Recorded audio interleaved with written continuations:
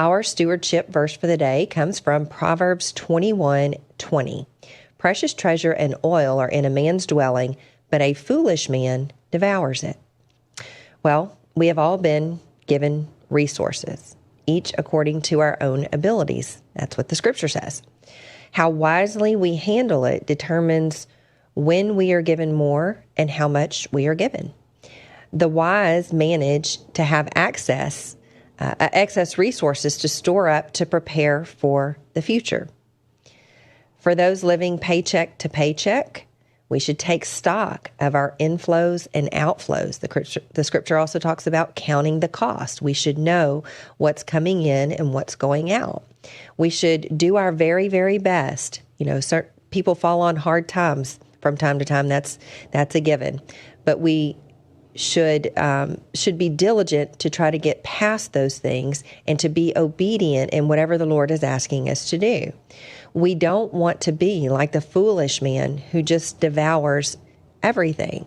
So, having a long and established pattern of living paycheck to paycheck outside of some extenuating circumstances has the marks of the foolish man who is devouring everything. So we can make small changes. We can start wherever we are and allocate our resources wisely. First and foremost, giving back to God what belongs to Him, not robbing God in the tithes and the offerings, using what we need to meet our daily needs, and putting some back for the future.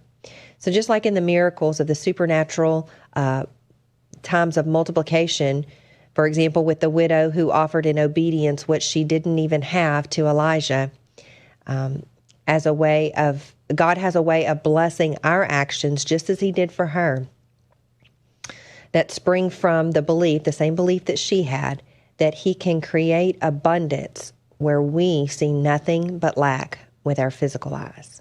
Seth, did you want to weigh in? That's great. I don't think I need to, but I'll gladly join in. That was awesome. The Proverbs often do this, Shanna. They contrast the behavior of the righteous versus the wicked. So in this case, the comparisons in regards to wealth, as you said, we see clearly that the righteous have a proper understanding of wealth.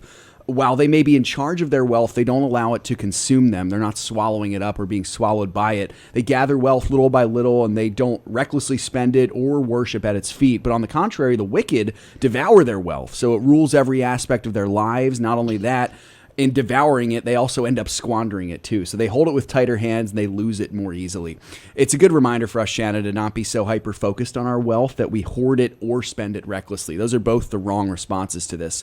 Instead, we have to wisely save for times of need and hold it with open hands, remembering ultimately whose it belongs to, and everything that we have belongs to the Lord, as you remind us at the end of every show.